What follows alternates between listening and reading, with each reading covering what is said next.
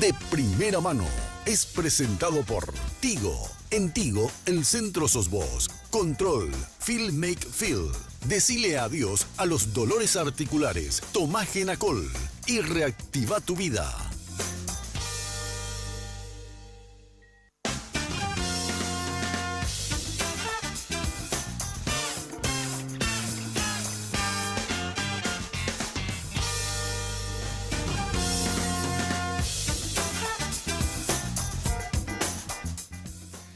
Buenas noches, ¿cómo están? Estamos iniciando de primera mano, ya ven ustedes, con la ausencia del señor Carlos Báez, quien se tomó unas merecidas vacaciones, y esta noche vamos a hablar de economía, la economía que se viene en este año 2018. Y vamos a empezar saludando a los componentes de esta mesa, a los panelistas. Empezamos por las damas, la señora Estela Ruiz Díaz. ¿Cómo estás, Estela? Buenas noches. ¿Qué tal, Aníbal? Muy buenas noches. Doctor Alfredo Boxia. Aníbal Espínola, ¿cómo estás? Feliz año nuevo. Igualmente, Andrés Riquelme. ¿Cómo estás, Aníbal? Un gusto tenerte con nosotros. Mi respeto a los televidentes. Feliz 2018 para todos. Y ya nuestros invitados, dos economistas. Víctor Benítez, buenas noches. Muchas gracias por invitarnos. Feliz año nuevo para todos y para la audiencia. Señor Fernando Masi, gracias por venir. Buenas noches y feliz año nuevo. Y bueno, vamos a arrancar con este tema que nos planteamos esta noche, la economía que se viene. Y tiramos la pelota a los que entienden de economía, es precisamente, ¿qué nos espera este año 2018? Comenzamos. ¿Quién arranca? Arranca don Fernando Masi. Bueno, en términos macroeconómicos, yo creo que nos espera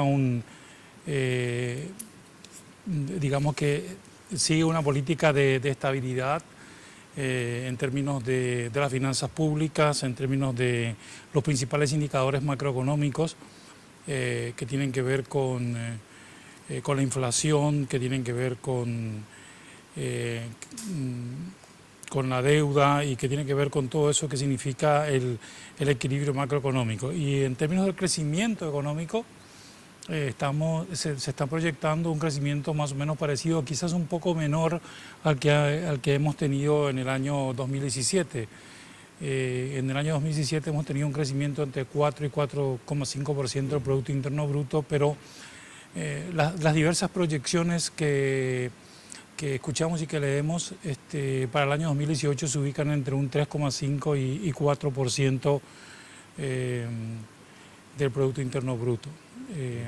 Por lo tanto, en términos de crecimiento económico, no es un año, no va a ser un año, va a ser un año con quizás menor dinámica que lo que hemos tenido hasta ahora. Y lo que ha caracterizado la economía paraguaya fundamentalmente a partir del año 2013 es que el crecimiento económico, a diferencia de lo que pasó antes del 2013, es un crecimiento económico que viene más propulsado por la producción que por la demanda en términos de consumo.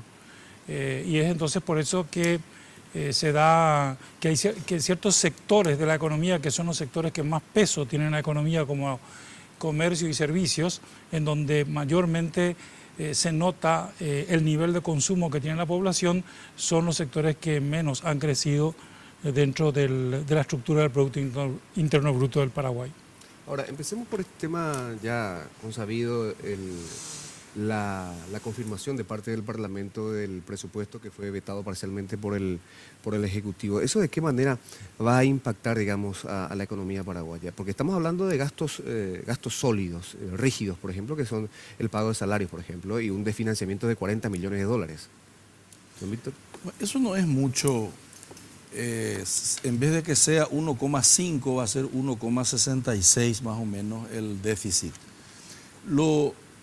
Cuando mi amigo y colega Fernando dice mucho no va a cambiar y los fundamentos macroeconómicos se van a mantener, y es lo que aparece eso en la prensa, si vos mirás eso desde una perspectiva del rostro económico que tiene la economía, el rostro social que tiene la economía, lo grave es que si nada va a cambiar, vamos a seguir no muy bien. Dicho de otra manera, vamos a seguir mal. Porque nuestra economía, la economía paraguaya, sobre todo a partir del 2013, es una máquina, una usina que genera pobreza. Se han sumado 143.000 nuevos pobres desde que asumió el último gobierno del Nuevo Rumbo, 20.000 extremos. y 143.000 pobres. Estamos casi en 2 millones de pobres. Y por otro lado, el Estado, ya que hablaste del presupuesto, Aníbal, es una máquina, es un Robin Hood al revés, ya es Le saca a los ricos, a los pobres, perdón, y le da a los ricos. El 70% de los impuestos.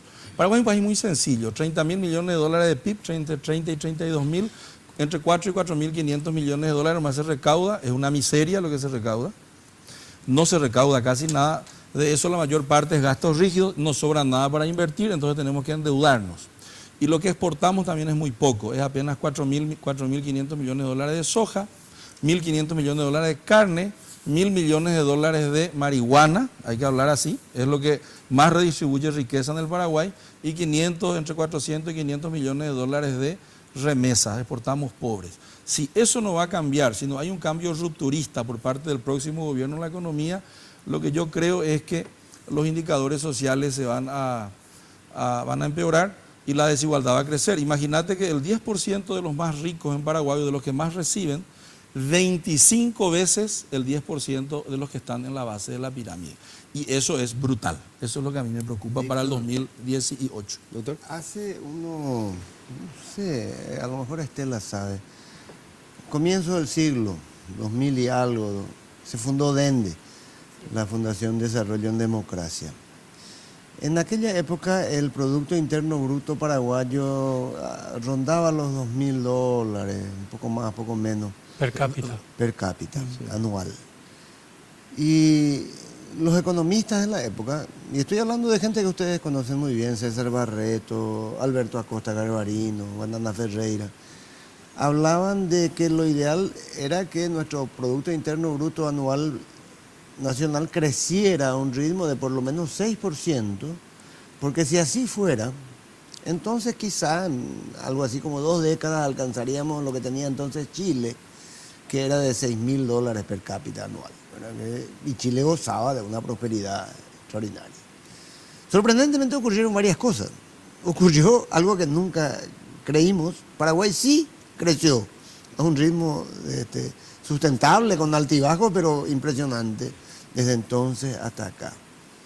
Llegamos al nivel que tenía Chile a lo mejor hace 20 años. Estamos cerca del per cápita. Sí, pero no disminuimos la pobreza, tenemos más miserables y estamos tan atrasados como proporcionalmente estábamos con el resto del continente 20 años atrás. Salud, educación.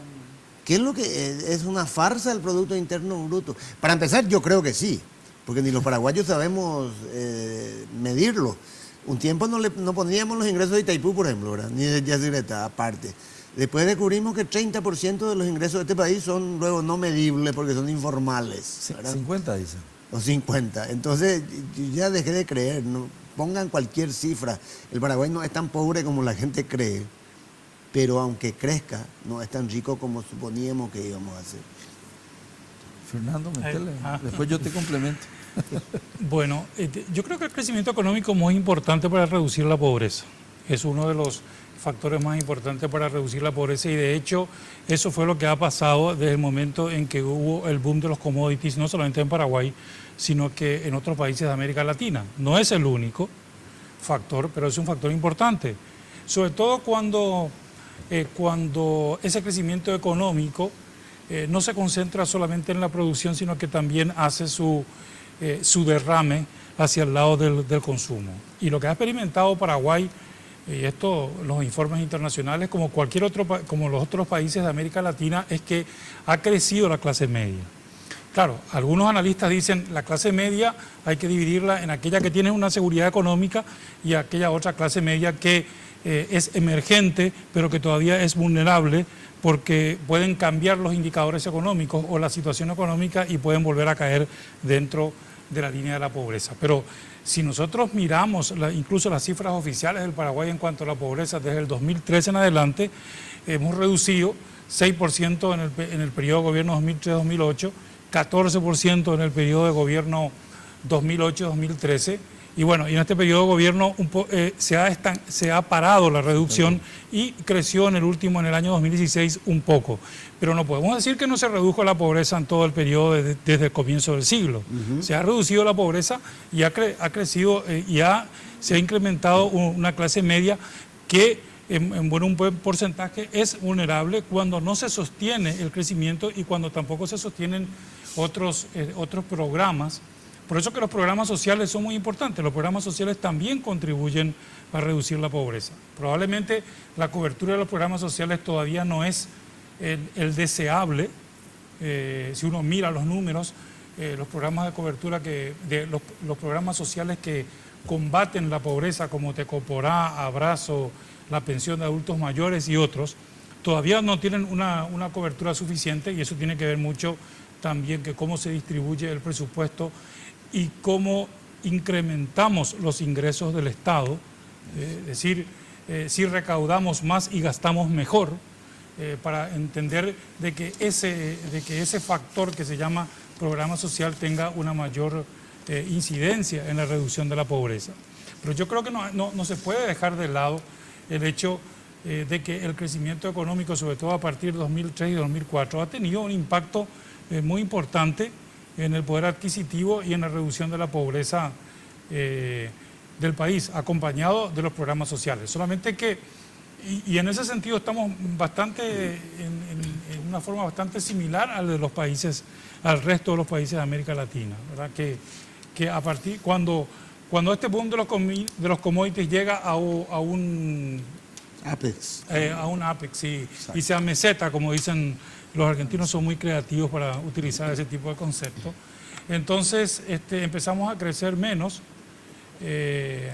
no crecemos al 6% para poder incrementar el Producto Interno Bruto per cápita como querríamos incrementar, y entonces se produce como, digamos, un estancamiento, sobre todo en lo que es la demanda, y tendríamos que ver otro tipo, es decir, ahí tendríamos que pensar, como ya decíamos hace mucho tiempo, pensar qué cosa necesita este modelo o transformar el modelo económico y lo hacemos, eso no se puede hacer del día a la noche, o transformar el modelo económico o ir creando otras alternativas a este modelo económico que tenemos, que tuvo un impacto determinado, pero no tiene visos de sostenibilidad en términos del crecimiento.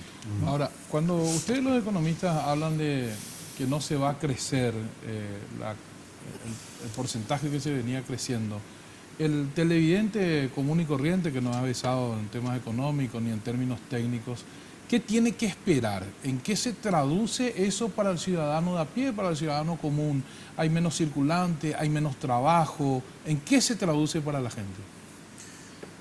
Voy a comentar un poquito para responder esa pregunta.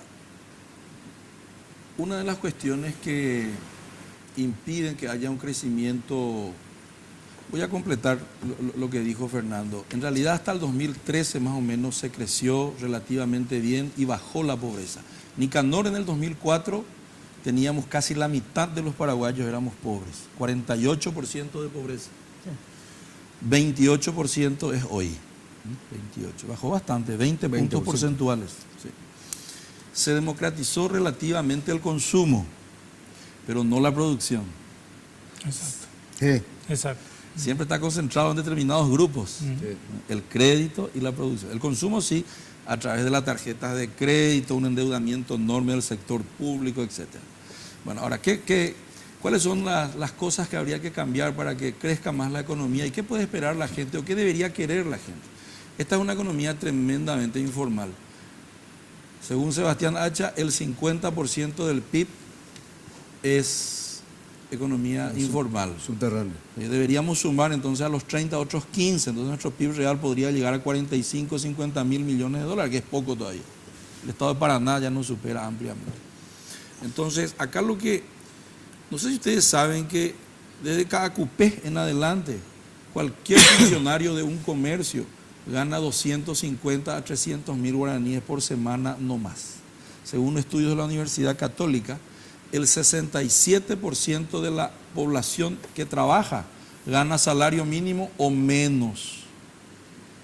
quiere decir que el 35% gana salario mínimo o más. Hay una enorme informalidad en la economía. Sobre ese punto quiero medida, decir... sí, y medida, termino, medida en el sector trabajo. Lo que la gente, para que se distribuya mejor esa riqueza que se produce, a mí no me excita mucho que la economía crezca. Me excitaría más que la economía distribuya mejor la torta que se produce.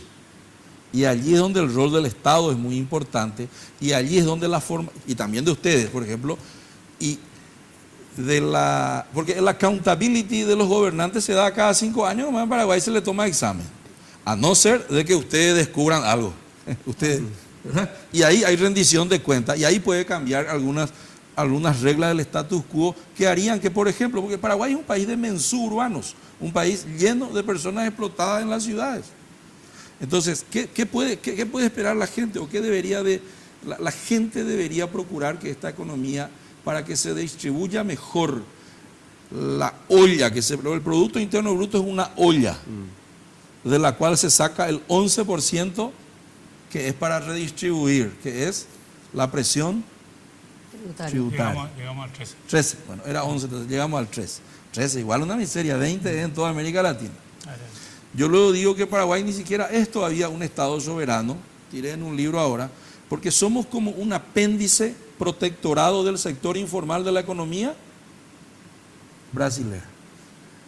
Pero ¿cómo ha hecho eso, Víctor? Corregime si me equivoco. Más o menos el 80% del Producto Interno Bruto paraguayo está entre los granos, es decir, soja fundamentalmente, y carne, ¿verdad? ¿Me equivoco? Sí, te equivocas, agronegocios. No, es un cuarto, 25 y 27% de la agricultura es el PIB. Es la participación de la agricultura en el PIB. El 50% quizás más es comercio y servicios. Entonces, entre la agricultura y el comercio y servicios es donde tenemos ya un 75% del Producto Interno Bruto, ¿no? Lo que yo quería agregar... Una cosita nomás, Aníbal, sí, para terminar la idea. Vos podés tener hectáreas y hectáreas y hectáreas y hectáreas de soja con 1, 2 o 3 personales contratados.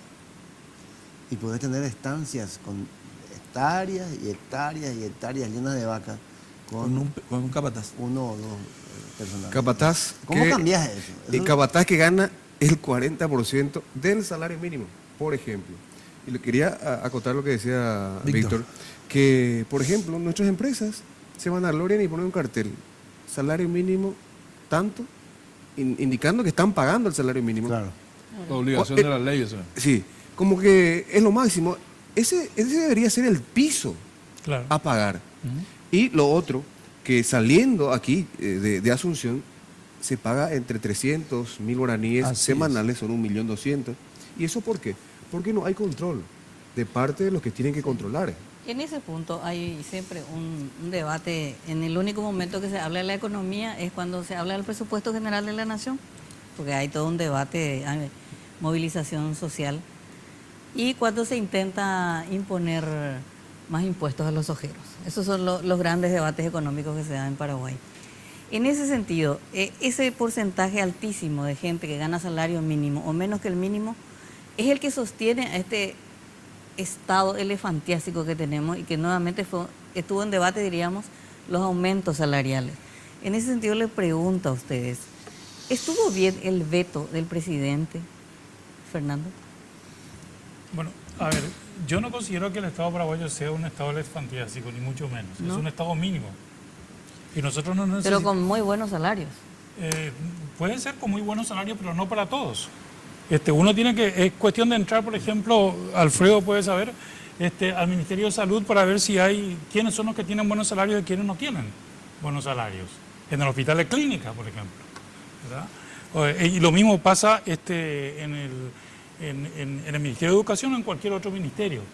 Porque acá no hay ningún tipo, vamos a hablar bien, acá no hay ningún tipo de regla, como existe en otros países, de cómo las personas que son nombradas tienen que ir subiendo en la escala cuáles son los méritos, cuáles son sus responsabilidades. No hay ninguna descripción de las funciones. Existen otros criterios completamente diferentes para que esa persona gane un salario determinado y haya diferencias, por ejemplo, entre un director de un ministerio y otro director de otro ministerio, con diferencias e internas incluso dentro de ese mismo ministerio. Entonces, el problema no es tanto de que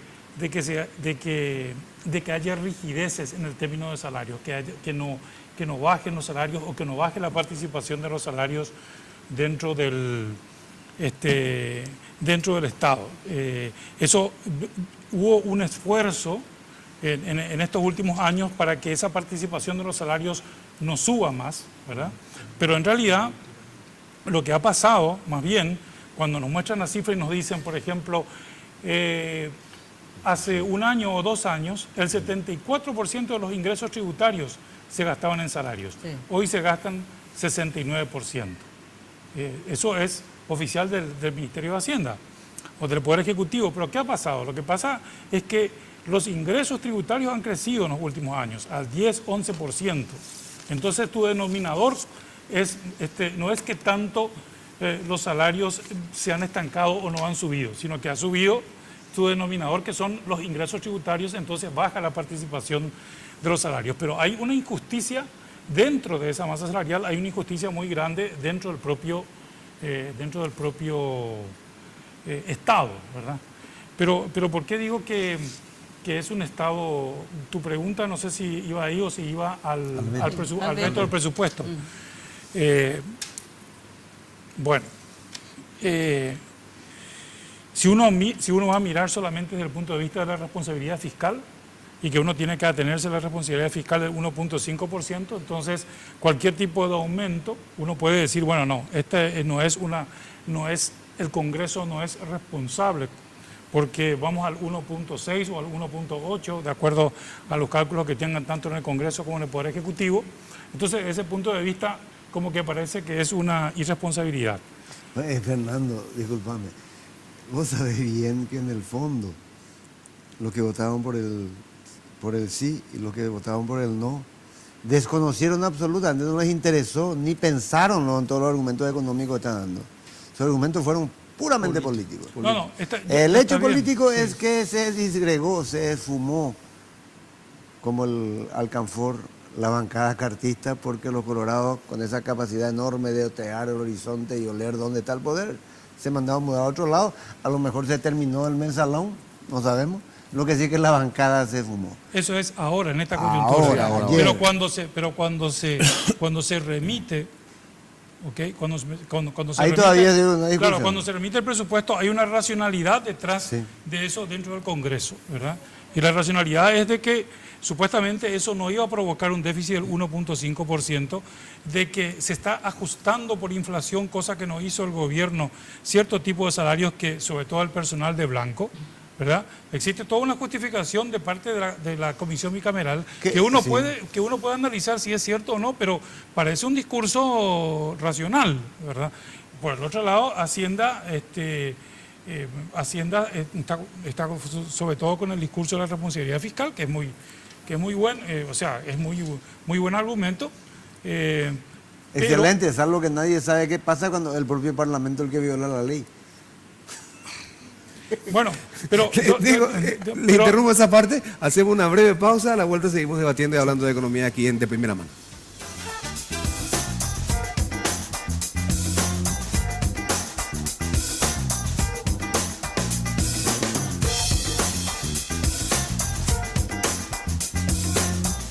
Porque los fines de semana son perfectos para disfrutar de un rico helado junto a tus amigos y familiares. Por eso te traemos esta increíble promo de 2 kilogramos de helado a tan solo 100.000 guaraníes todos los sábados y domingos en nuestro local de República Argentina. Sugar, somos una fábrica de momentos.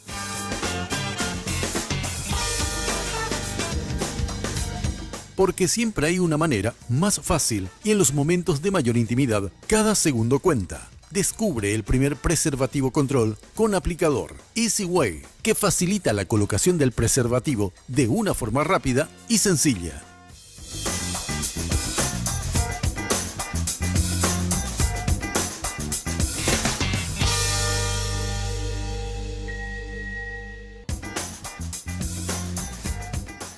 Seguimos aquí en De Primera Mano, intenso el debate, aquí en la pausa también de economía, pero antes de seguir... Muy equilibrado. Sí, muy y vamos a equilibrado. ver qué dice Víctor Benítez. ¿Estuvo bien o no el veto El veto, parcial? sí. Bueno, yo voy a volverme médico ahora como boxeador. Resulta que en economía... Que le va a ocupar el virus. No, en economía hay dos manos. ¿Te acuerdas que había un presidente americano que dijo que bueno sería cortarle una mano? Creo que fue Roosevelt, dijo, de Keynes. Porque en economía es como cualquier receta, es como una receta médica. Se te da una droga para evitar o parar el cáncer de mama, pero tiene efecto colateral en el cáncer de útero. Así nomás lo es el mundo, así también es en economía. Menos mal que soy economista. Como si no le mataría a mucha gente oncológica. Efectos colaterales. Sí. La buena Yo- noticia es que te voy a curar del cáncer de mama, pero Pero te vas a morir de cáncer de útero. útero. Es así, sí. Mira, desde el 2012, con Federico, que hay déficit, inclusive se puede mirar acá, que hay déficit ¿Qué es eso? Explica un fiscal. poco. Lo rojo es lo que excede. No sé dónde, acá voy a poner. Ahí. Sí, del rojo. Sí. Sí. Desde el 2012, Federico Franco inaugura los déficits y después continúa con el gobierno del Nuevo Rumbo. Y ahora entraríamos de nuevo en déficit, ¿verdad? Ahí está, 3,4 en el año 2015, 2016 no tengo, pero siempre está en déficit. Lo que quiero nomás plantear es que cuando vos tomás una decisión de vetar, y esas son decisiones políticas, no precisamente son recetas económicas, y el actual gobierno no tiene mucha autoridad moral delante de una ciudad para vetar por el lado de cortar gastos. Porque vos también podés evitar déficit por el lado de subir los ingresos.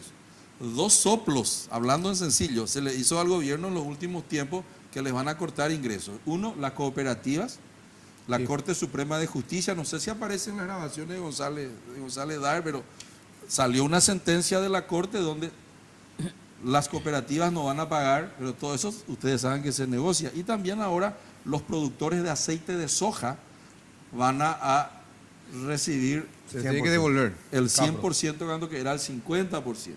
Entonces, con ese tipo de escenarios donde hay goles en contra al Ejecutivo, por el lado de los ingresos, ¿verdad? Y por otro lado, ahora que hubo las internas de los partidos, Te el marca un Ministerio de autogol. Hacienda empezó a soltar. Hubo movidas oportunistas de soltar gratificaciones familiares. Ustedes lo publicaron. Con el rótulo de Entonces, subsidio con familiar. ese tipo, una Perdió cosa- autoridad claro, moral la el economía Ejecutivo. también tiene la política económica y vos tiene un fuerte ¿con qué autoridad vos ahora vas a venir? Por eso perdió. Ahora, No pero se le permitió usted el le veto. exonera Andrés. absolutamente de culpa entonces a los parlamentarios No. que son los que No. hacen. Bueno, Bueno, yo pero no le empieza exonero. por ahí la culpa. No, yo no le exonero. Ellos también. Pues yo he visto en Paraguay cada cosa y después le quiero escuchar a Fernando de nuevo, creo que tiene un comentario adicional. Es cierto, el Parlamento sube también. El Parlamento sube y cuando Hacienda le pasa el presupuesto, le dice, bueno, este ya es el presupuesto. Después los mismos ministros que acordaron en el gabinete económico, nomás ya va a ser el presupuesto. Andique Pecher Uribetti. Acá se puede hablar guaraní, ¿no? Totalmente. Bueno, Andique Pecher Uribetti, esos mismos ministros se van otra vez después. Le puentean y al ministro de Hacienda. Al ministro de Hacienda se le dice, no Sí. se puede subir un poquitito. O sea, esto es realmente, siempre se ha manejado de una manera políticamente muy caótica. No hay luego mucha disciplina. Acá está la prueba. Esta es una prueba. Nosotros desde el 2011 estamos en posición adelantada. ¿Vos qué entendés de deportes? Sí. Esa- Ahora, lo que dice nomás el doctor, yo estoy totalmente de acuerdo con él, Sí. es que la misma ley de responsabilidad fiscal, aprobada por estos mismos señores, o por lo menos el 80% de ellos Ellos están mismos ahí violan. hace, Está siendo hace violada por años, ellos. está siendo violada por ¿Y ellos acá? mismos. A ver, una Por ahí aclaración. empieza. Yo creo que una aclaración un poco en defensa del Congreso, de este Congreso. Porque si nosotros, no sé si ustedes se acuerdan, pero si ustedes se acuerdan de tanto el gobierno de Nicanor como de Lugo, el Congreso era completamente irresponsable porque aumentaban los gastos sin hacer ningún tipo de estimación de los ingresos, Que es lo que dio nacimiento a la ley. como es lo que antes la ley de responsabilidad fiscal solicitaba la ley 1535 de Sobre todo en el Administración último Financiera del año del Estado. gobierno de Lugo, ¿te acuerdas? Sí, y Ese fue, año ese, fue un ese carnaval. fue un carnaval, exactamente. 2011. ¿Cuánto agregaron? Sí. 800 millones de dólares. En el último año. En el último año. Lugo, sí. Fines del Ahora 2011. sí. Sí. Ahora, si ustedes ven el comportamiento del Congreso a partir de la ley de responsabilidad fiscal, en donde se programan los déficits y en donde prácticamente se acompaña al Ministerio de Hacienda y al Poder Ejecutivo en casi todos los años. Y aún así acompañando al Ministerio de Hacienda, sin embargo, en los primeros años, luego de promulgarse la ley de responsabilidad fiscal, no se cumplía el 1.5%, como indica la ley, no porque el Congreso haya aumentado los gastos, sino que porque el Poder Ejecutivo no lo podía hacer. Tenían 1.7, 1.8, hasta que por ahí el tercer año llega al 1.5. Bueno, ahora nos rasgamos la vestidura porque supuestamente va a ser un poco más del 1.5 y le cargamos toda la responsabilidad al Congreso, cuando que este Congreso, si uno analiza, no solamente en términos de presupuesto, pero sobre todo en términos de presupuesto, ha sido mucho más responsable. El presupuesto que fue vetado el año pasado, ¿ha sido mucho más responsable o fue menos irresponsable que los anteriores? Fue menos irresponsable. Bueno, como uno quiera ver, ¿verdad? La mitad del vaso o no, pero si uno mira el presupuesto del año pasado que fue vetado, ¿cuál fue la racionalidad del Senado? Decir, bueno, señores, acá nosotros vamos a reducir cierto tipo de gastos porque vamos a tener menos emisión de bonos y también vamos a cortar todo lo que significa las actividades de llave en mano, porque eso va a significar una erogación a mediano plazo muy importante del Estado y también durante el año en curso. Y subimos un poco, creo que hubo a los docentes, que hubo una promesa que luego de vetarse eso, el Poder Ejecutivo también estuvo de acuerdo en subir ese salario de los docentes, que lo hizo gradualmente, ¿verdad? 12%. Entonces, quiere decir que esa versión no tenía ninguna irracionalidad, la versión del Congreso del año pasado para ser vetado totalmente, ¿verdad? Fernando, entonces, ahora resulta, por eso hay que ver un poco eso con sobra. las razones de uno y otro lado, ¿verdad? Por usar la terminología de Andrés, deportiva, la eliminación de Paraguay del Mundial de Fútbol le duele más, muchísimo más, a esta generación menor de 25 años de edad que a nosotros. Nosotros ya pasamos una época de 28 años sin mundiales. Estos se habían acostumbrado a que Paraguay se va nomás luego a los mundiales, nos fuimos a 4 de seguido, jugamos cuartos de final y ahora resulta que nos encontramos con una realidad. Nosotros tenemos una generación económica paraguaya que da por sentado que la estabilidad cambiaria así nomás lo tiene que ser. Siempre tiene que estar el dólar a 5.500 desde hace 10 años hasta ahora. Y tenemos que crecer al 4. Y que no sabemos lo que es hiperinflación, ¿verdad? No. Nuestra inflación está entre 4 y 5, decimos, ¿verdad? Nunca vivimos lo que vivió Bolivia, lo que vivió Argentina, lo que vivió Brasil. Venezuela. Nuestras reservas internacionales crecen. Nunca vivimos lo que vive Venezuela, ¿verdad? No puede sacar ni crédito porque ya se le acabaron los fondos. Es decir, vamos a empezar por ese piso de que la macroeconomía y las medidas de prudencia que comenzaron, yo creo, con Dionisio Borda y contigo allá por el 2002, en el gobierno de Nicanor, se mantuvieron y son prácticamente la única política de Estado que el Paraguay puede mostrar al mundo. Eso y la buena organización de las elecciones en el curso de los últimos 20 años, ¿verdad? Pero me enferma nomás un poco que alabemos esa estabilidad, cuando esa estabilidad nos pone como el país más desigual, el país más pobre, el país más atrasado, como éramos nomás luego en el 2002. O sea, algún tipo de revolución positiva tenemos que hacer. Bueno, y ese es el problema de los impuestos. ¿Por qué nosotros tenemos que tener esa estabilidad macroeconómica? ¿Por qué tenemos que tener un déficit del 1.5% cuando otros países pueden pegarse el lujo de tener 3, 4, 5 y más por ciento? ¿Por qué? Porque esos otros países tienen una presión tributaria mucho mayor. Entonces eso se puede sostener.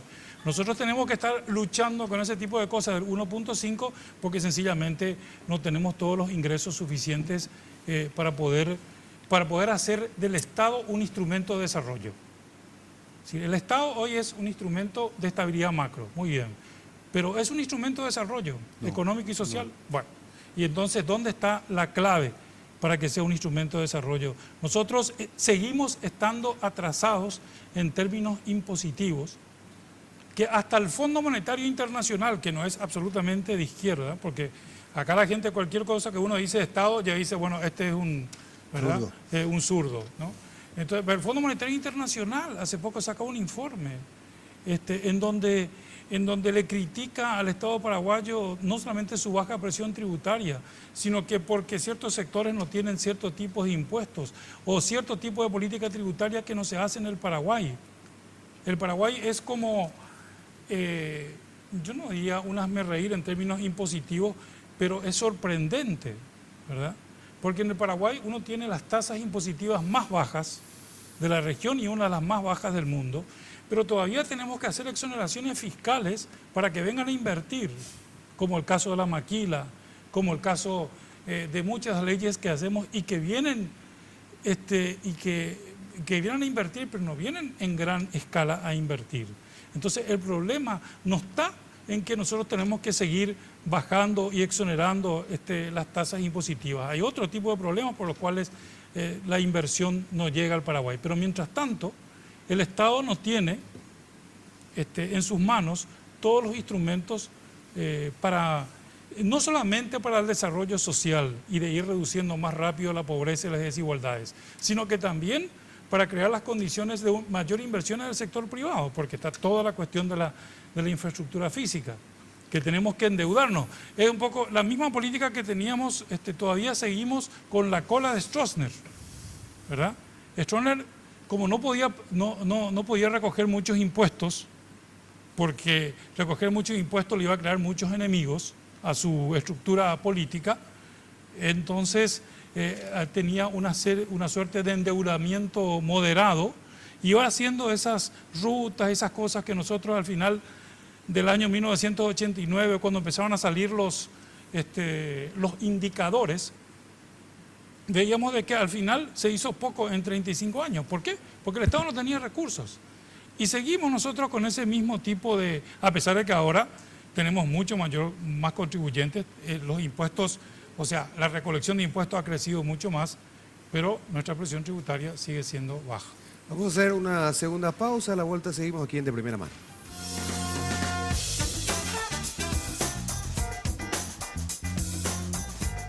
Porque siempre hay una manera más fácil y en los momentos de mayor intimidad, cada segundo cuenta. Descubre el primer preservativo control con aplicador Easy Way, que facilita la colocación del preservativo de una forma rápida y sencilla.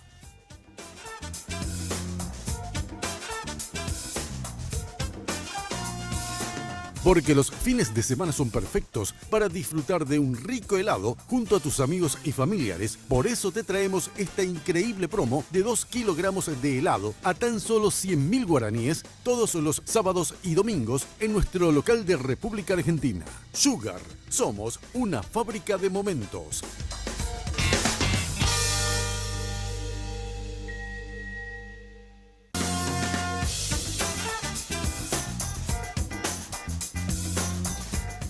Y antes de seguir hablando de la economía que se viene para este 2018, no podemos dejar de hablar, por ejemplo, de algunas noticias, principalmente judiciales.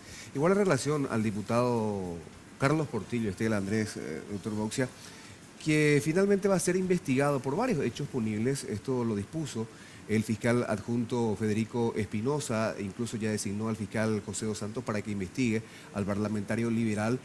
Tras la filtración de varios audios donde se lo escucha a él vandagloriándose de la contratación de numerosas personas como funcionarios del Poder Judicial, hablan de un total de 98 personas, incluso mencionan que un carpintero fue designado como ujier y un fotógrafo como dactilógrafo, nada más y nada menos, y eso es cierto, ¿no?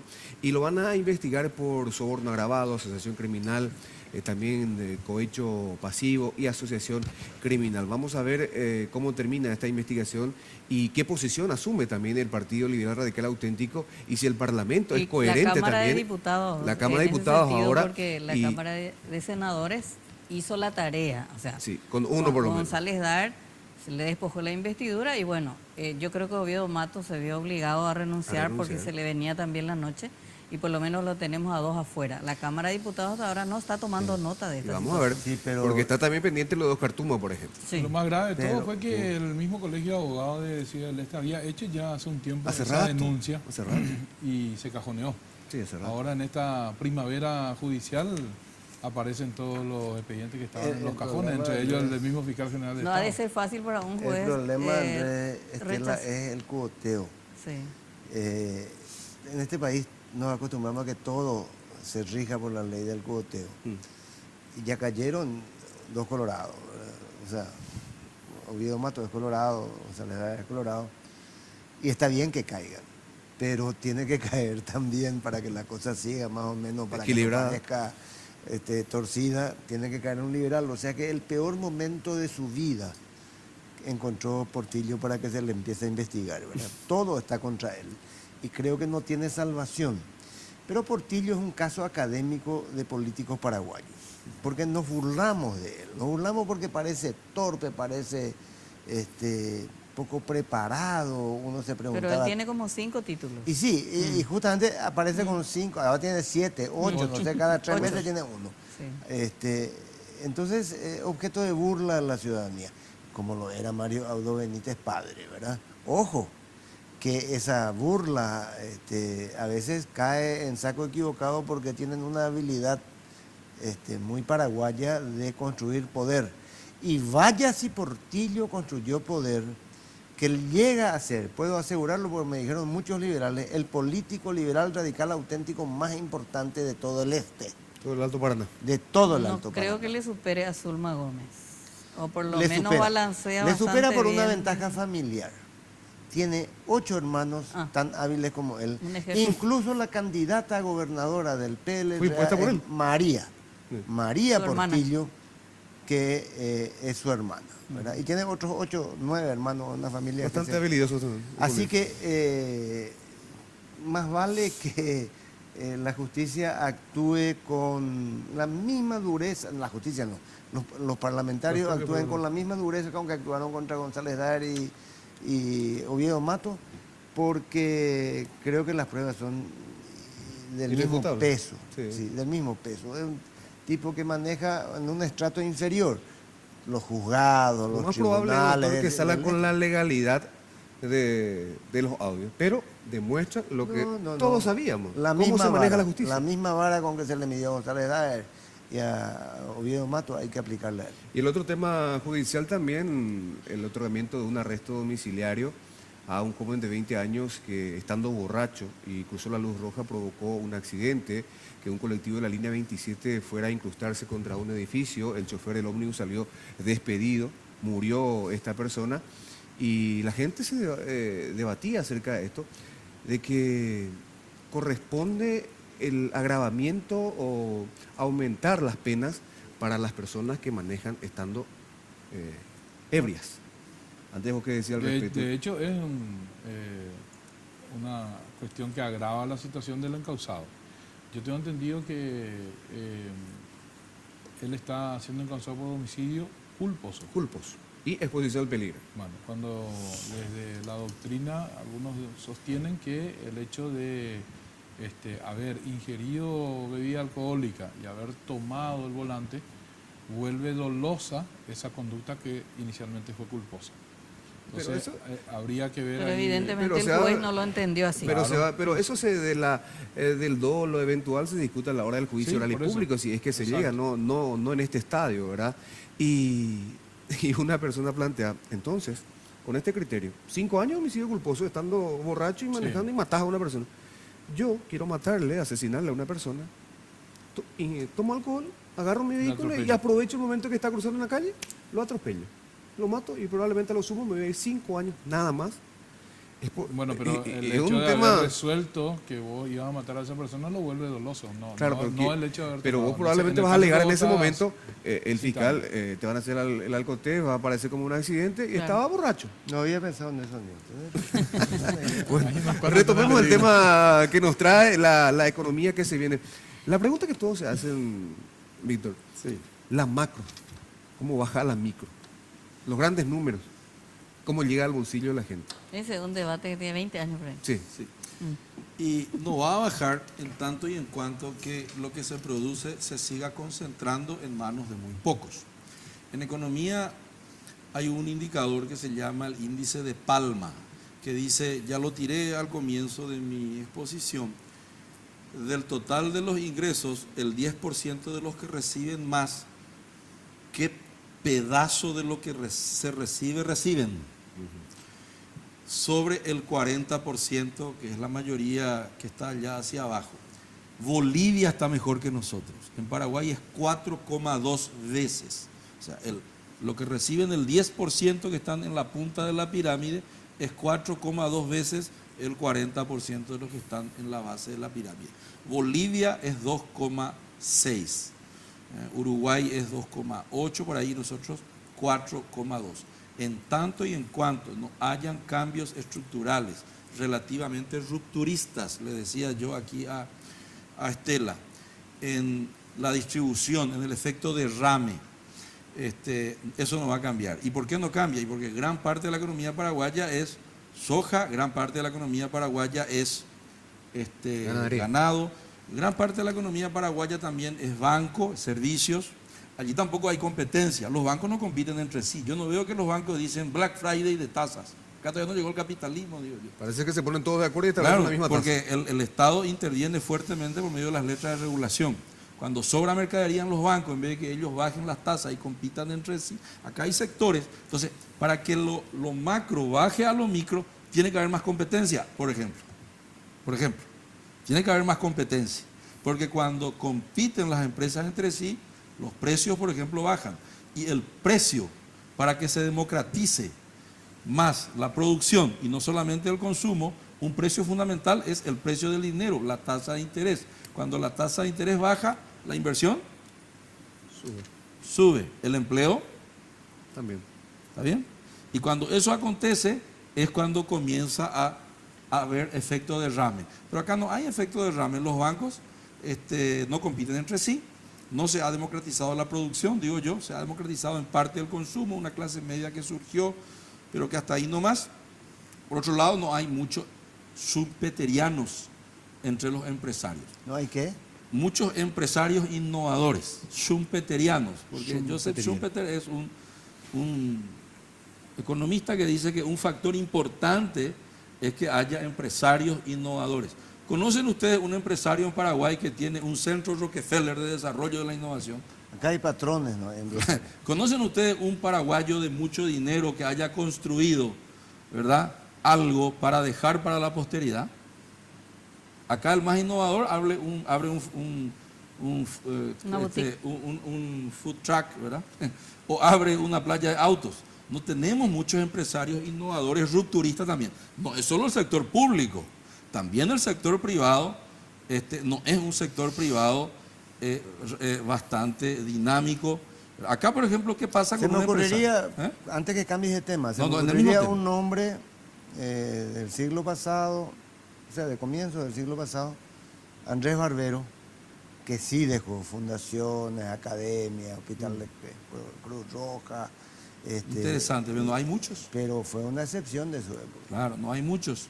Acá nosotros creo que necesitamos que haya más empresarios innovadores, que es otro elemento, ¿verdad? Un elemento importante es que haya empresarios que ya pasan del sector primario al secundario en su ramo de actividad, y del secundario, en vez de ir al terciario, vuelven al primario. ¿Qué quiere decir eso?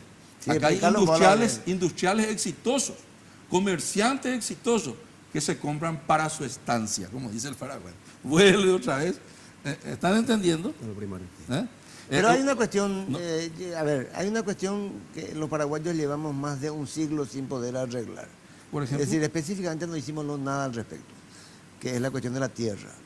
¿Vos serías capaz, Fernando, de explicarle a la audiencia en términos sencillos qué es el índice de Gini y por qué Vivo Paraguay siempre se aplaza en ese tema? El índice es un índice que mide la desigualdad en términos de qué es lo que tiene la gente, ¿verdad?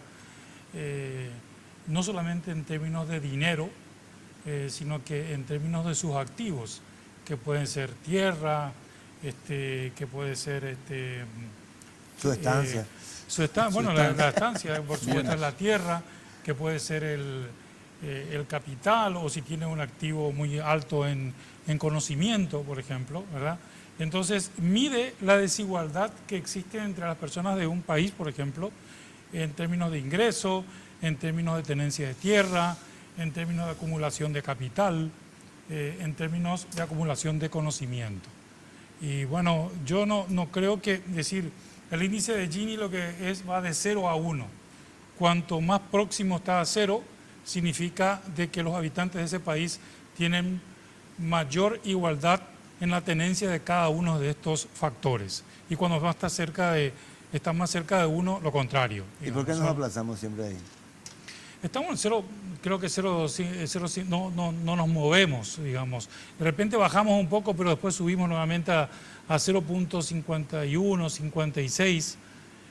Claro, porque los factores están bastante mal distribuidos, pero el factor tierra es el que peor está. El Gini y el factor tierra es 0,96. Es uno de los más altos, si no el más alto del mundo, en tierra. Más gran desigualdad en la distribución Ahora, del capital. Si el gobierno hoy lo llamara al señor Massi y le dice, hágame 3 recetas para que esa macroeconomía baje realmente a la gente, ¿por dónde usted empezaría? Sabemos que ninguna receta puede asegurar un resultado, pero sobre su conocimiento y sobre todo su experiencia a nivel gobierno, ¿qué recomendarían? 3 acciones concretas. En primer lugar, saber bien dónde tienen que ir los incentivos. Políticas para incentivos de diversificación de la economía, que eso significa, sobre todo, en los lugares en donde se emplea mayor cantidad de mano de obra. Si eso significa sacrificar cierto tipo, o sea, reducir cierto tipo de actividad que no produce, que no emplea mucha, que no genera mucha mano de obra, tenemos que hacerlo, ¿verdad? Entonces, incentivos para aquellos sectores que generan mayor cantidad de mano de obra, ¿verdad? Incentivos para aquellos sectores que logren, que al mismo tiempo de generar mayor cantidad de mano de obra, también diversifiquen la economía. Incentivos para aquellos sectores que utilizan más energía eléctrica, en vez de vender nuestra energía a los países vecinos y estar viendo cómo calzamos el presupuesto con lo que viene de Itaipú o de Yacyretá. Eso, digamos, por un lado, en términos del crecimiento.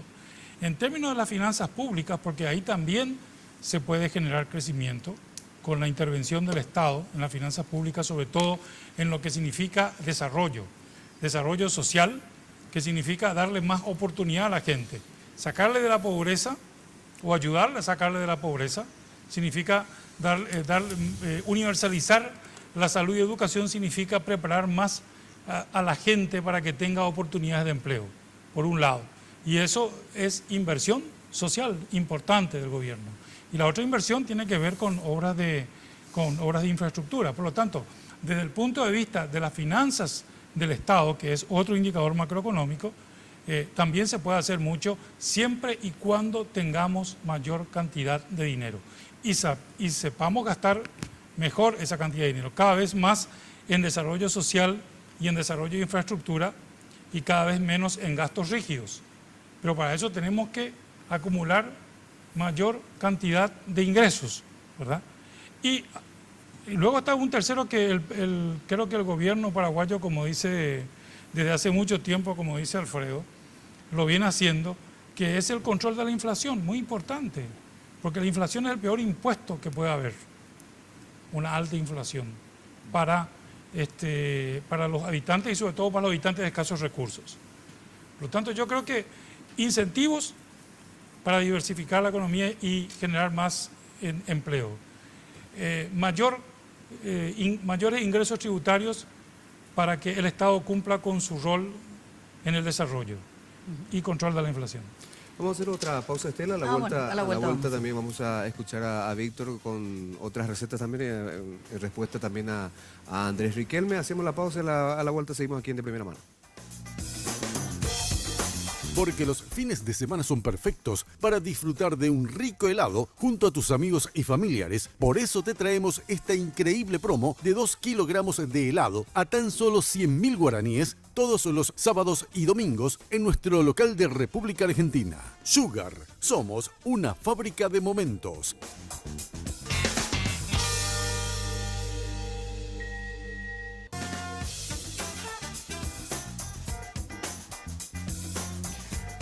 Último bloque aquí de primera mano por Red Guaraní. Estela, una pregunta. Sí. Yo justamente hablando de la economía que se viene, me gustaría la opinión de Fernando Masi y de Víctor Raúl Benítez con respecto a los dos candidatos presidenciales que tenemos, Mario Abdo Benítez y Efraín Alegre.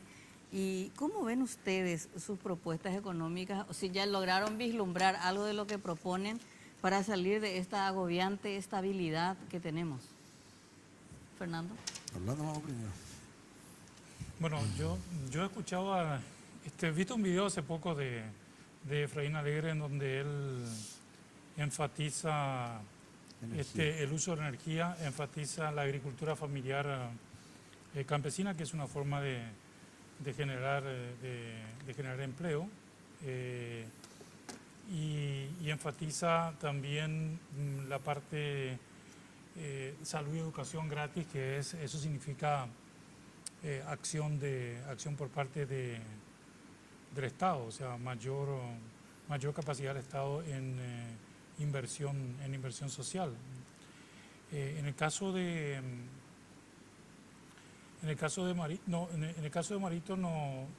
de Mario Abdo Benítez no he escuchado más que algunas expresiones suyas en algunas entrevistas. Por ejemplo, cuando se le ha preguntado sobre la reforma tributaria, él ha dicho que no es necesario hacer una reforma, sino que tratar de combatir mucho, de ampliar la base tributaria, de combatir mucho la evasión, pero que si es necesario alguna reforma tributaria, él estaría de acuerdo con que el que gane más, pague más. Para mí es algo bueno y sorprendente viniendo del Partido Colorado, que tiene una línea siempre conservadora, ¿no? Pero no me estoy acordando en forma clara que pero otro ninguno tipo plantean cobrar más impuestos a los que más tienen. O sea, Mario Abdo por lo menos dijo ya Marito, sí, al impuesto a la impuesto al soja, tabaco, Pero no no a la a soja. la soja. pero no a la soja. Claro. Ya, ¿listo? Yo también no escuché mucho de Mario Abdo. Complementando lo que dijo Fernando, sí lo escuché decir que él no emitiría bonos soberanos, que él iría más a organismos multilaterales donde las tasas son menores y los plazos son más concesionales o mayores. Y Efraín sí, lo que he visto, inclusive participé de algunas reuniones donde el equipo técnico que lo está ayudando, se comentaron los temas. En primer lugar, el uso muy fuerte de energía eléctrica para intercambiarla por empleo. El cómo es lo que todavía no está muy claro, pero Efraín Alegre creo que le va a plantear a la Argentina de que en vez de que se cumplan estos últimos acuerdos que hizo Cartes, desde el año que viene, sé que es Ricardo Canese el que está de alguna manera preparando ese proyecto, que se va a usar toda la energía de Yacyretá ya desde el año que viene. De hecho, la línea ya está. Lo que falta es un aparato conversor, que es como un puente que está faltando. Y creo que también Efraín va a plantear un fuerte control informatizado para disminuir la evasión impositiva. Es como conectar computadores de Hacienda, IPS, Banco Central, Ministerio del Trabajo, aduanas, porque si se conectaran esos computadores, lo escuché decir, sería más fácil. Hoy la tecnología, follow the money, ¿verdad? Si seguía el dinero, vos sabés quién está evadiendo. No puede ser que una empresa esté moviendo 10 millones de dólares en su cuenta corriente, el Banco Central lo sabe y emplea a 2 funcionarios. Algo anda mal. Hay una gran evasión allí, hay una gran informalidad. Creo que Efraín Alegre va a combatir fuertemente la economía informal.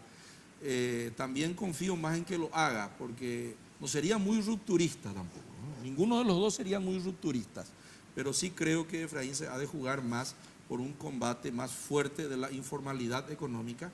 Y por último, en cuanto a crear nuevos impuestos, entiendo que los dos están de acuerdo en el impuesto al tabaco. También tiene un fuerte componente político esa decisión. Y por otro lado, porque no olvidemos de que el señor Cartes cambia de poder. Él sale del Ejecutivo, pero va al Legislativo con un poder enorme.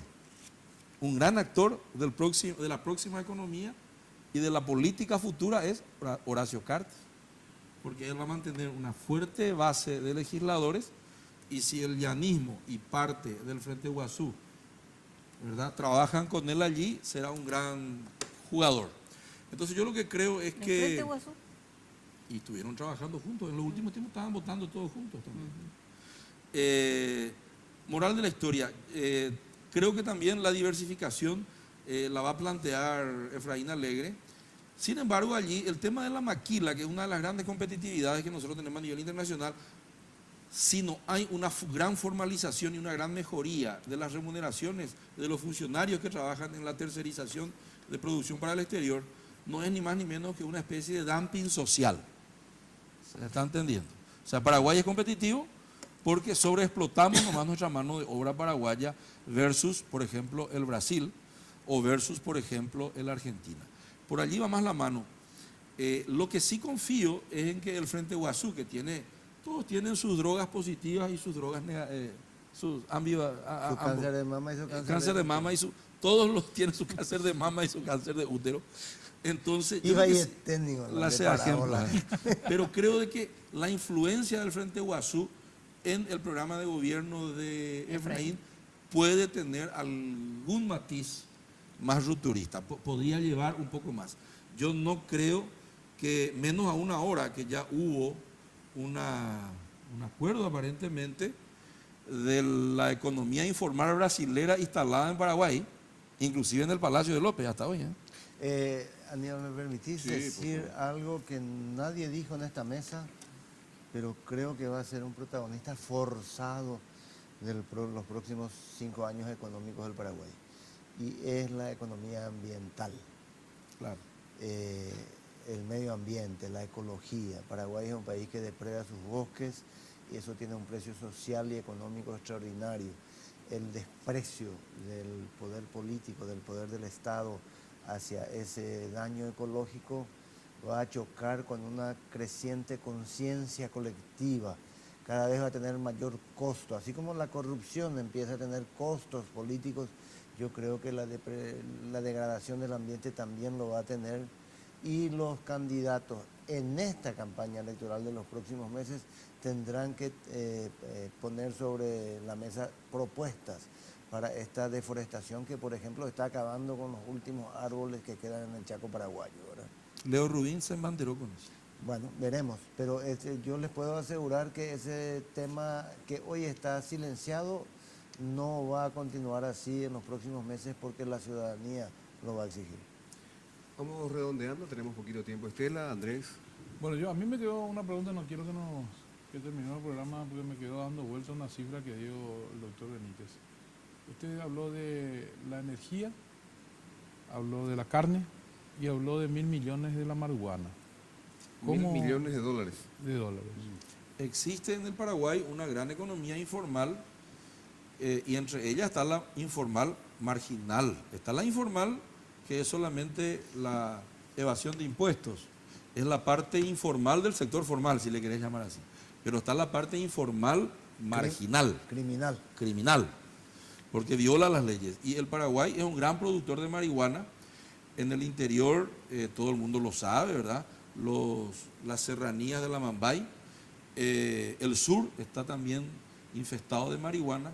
Y esa marihuana no es paraguaya, esa marihuana es brasilera. Son capitales brasileros, el mercado es brasilero, los dealers son brasileros, la logística es brasilera. Y es un gran factor de redistribución de renta, es el nuevo algodón del Paraguay. Mucha mano de obra trabaja en la marihuana. Basta ir en avión y aterrizar un día en Pedro Juan Caballero, ustedes van a ver un verde especial. Forma parte de ese 50% de la economía informal paraguaya a la cual hace referencia. Mucho mejor redistribuida hacia los pobres que lo que lo hace el Estado paraguayo. Claro, por eso tiene éxito. Don Fernando, ¿algo más que agregar? No, este asunto de la informalidad ya me mató, me parece. Porque es muy difícil, es cierto, tenemos muy alta informalidad, pero es muy difícil cuantificar y estimar. Y además está en 13.000 millones, por eso me llamó la atención. 13.000 millones es la cifra. Además no viviríamos No, sin mil, ella. mil millones. No, 13.000 millones es la economía informal según, Sí, según el Hacha. señor Hacha. Claro, 13.000 millones. Sí, sí, Yo creo que muchas de las estadísticas oficiales no llegan a cubrir justamente este tipo de cosas, que es lo que en la estadística oficial se conoce como el subempleo. Pero el subempleo es, digamos, como esa parte informal de lo formal que nosotros conocemos, ¿verdad? Pero hay toda una zona, como por ejemplo, una zona gris, como por ejemplo esta cuestión de la marihuana o incluso del tráfico de cocaína, que significa que tiene valor, pero que no se puede cuantificar y que probablemente también está contribuyendo, aunque parezca paradoja, que no seamos más pobres. Claro. Sí. Bueno, les agradezco muchísimo, Fernando, Víctor, muchísimas gracias, Estela, Andrés, Alfredo, muchísimas gracias. Muy bien, gracias a Aníbal. Por favor, el placer es mío. Y cerramos de esta manera, de primera mano, aquí por Reborani. Buenas noches. De primera mano fue presentado por Tigo. En Tigo, el centro sos vos. Control, Feel Make Feel. Decile adiós a los dolores articulares. Tomá Genacol y reactiva tu vida.